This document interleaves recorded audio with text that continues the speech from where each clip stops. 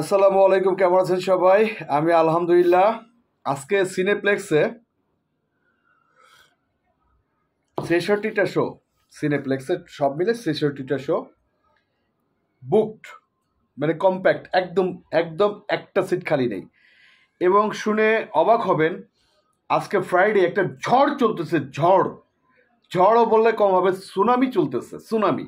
মানে এত পরিমাণ লোক, সিঙ্গেল স্ক্রিন সিনেপ্লেক্স, মানে এমন কোনো জায়গা নাই যেখানে হচ্ছে একটা টিকিট আছে। আজকে মেহেদী হাসান হৃদয়ের উপর থেকে ঝড় যাচ্ছে, কয়েক হাজার ফোন আসছে তাদের টিকিটের জন্য।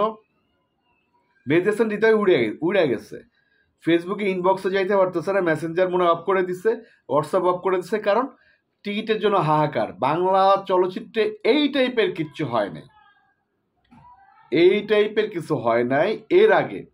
জাস্ট উড়ে যাইতেছে, উড়ে যেতেছে। সিনেপ্লেক্স গুটিবাজি করতেছে, আপনারা জানেন।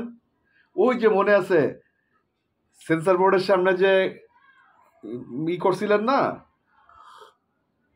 আন্দোলন করছিলেন, ভদ্রভাবে আরেকটা আন্দোলন করতে হবে সিনেপ্লেক্সের বিরুদ্ধে। কারণ দেখেন, ইন্টারেস্টিং ব্যাপার, একটা টিকিট নেই, তার মানে চাহিদা আছে, 5টা শো বাড়ায় দে ভাই, সমস্যা কি?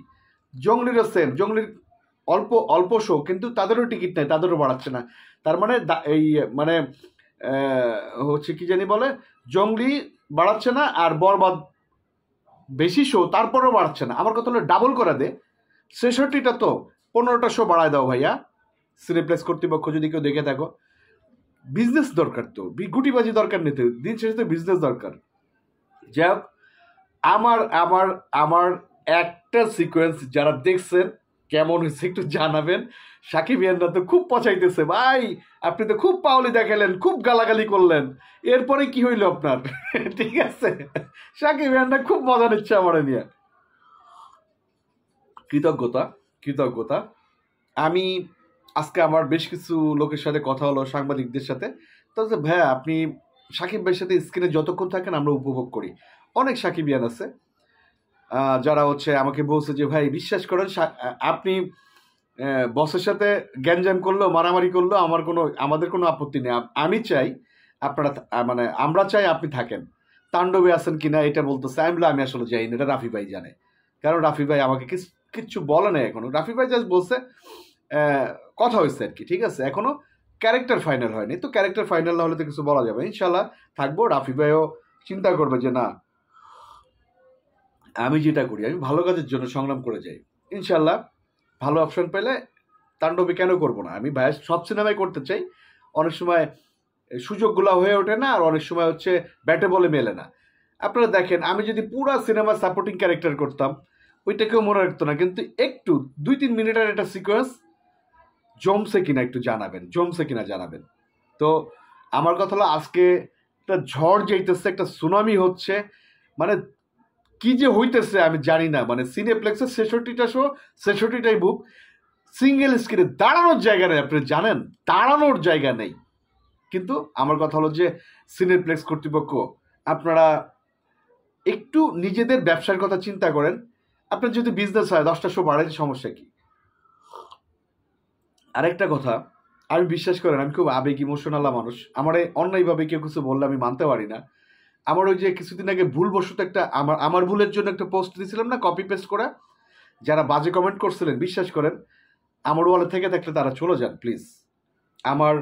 আমি হচ্ছে নিতে পারি না। আমি আজকেও আন্দাজি কারে কারে ব্লক মারছে, আমি জানি না এরা দোষী বা নির্দোষ।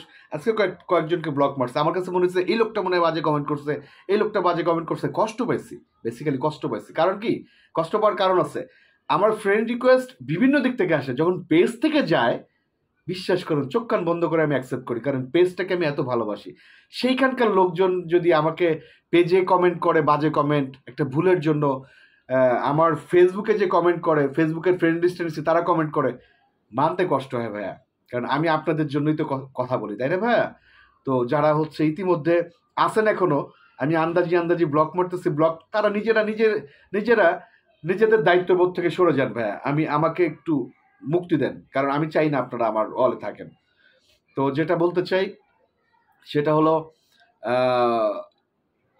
আবারও বলি হচ্ছে আমার সাকিব ভাইয়ানরা যারা পচাইতে থাকেন, আমি পচাটা খুব উপভোগ করতেছি। আমার শ্যামল সিনেমা হল মধুমিতে এমন কোনো জায়গা নেই যেখান থেকে হচ্ছে আমাকে কল না করতেছে। আরেকটা জিনিস বলি, সেটা হচ্ছে সাকিব ভাইয়ানরা সব থেকে বেশি কিন্তু আমাকে কাছে পাইতো। আমি ওই ঘটনার পর, ওই যে পরশুদিনের যে একটা কোইন্সিডেন্ট হলো, যেটা হচ্ছে আমার ভুলের জন্য আমি একটা পোস্ট দিলাম, আপনারা মনে করছেন এটা আমি দিছি, আসলে কপি পেস্ট ছিল। আপনারা আমাকে জিজ্ঞেস করতে পারতেন যে জাহিদ ভাই এটা কি আপনি লিখছেন, জিজ্ঞেস করতে পারেন। জিজ্ঞেস না করে গালিগালাজ টাইপের কমেন্ট করছেন, এটা মানতে পারিনি। তো আমি আসলে দূরত্বটা কমাই দিচ্ছি ওই দিন পর থেকে। কেউ আমাকে পাচ্ছেন না নিশ্চিতভাবে, আমি জানি।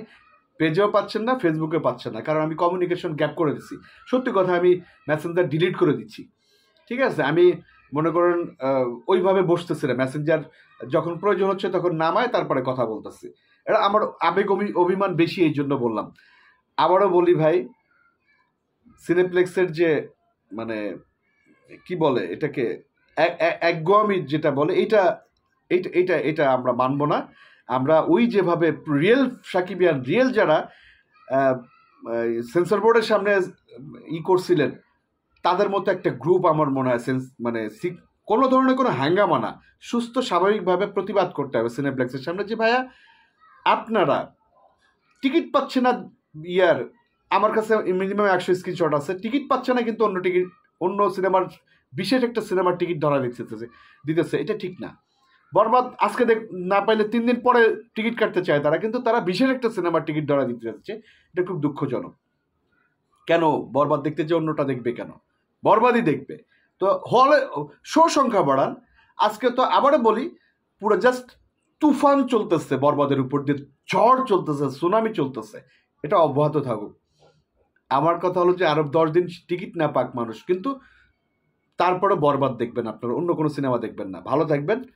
আজকে মেহেদী হাসান হৃদয়ের উপর দিয়ে ঝড় যাচ্ছে, দেখবেন বেচারা শুকায় গেছে। ধন্যবাদ। বরবাদের সাথে থাকেন। বরবাদ পুরো সবকিছু বরবাদ করে দিচ্ছে। ধন্যবাদ। আসসালামু আলাইকুম।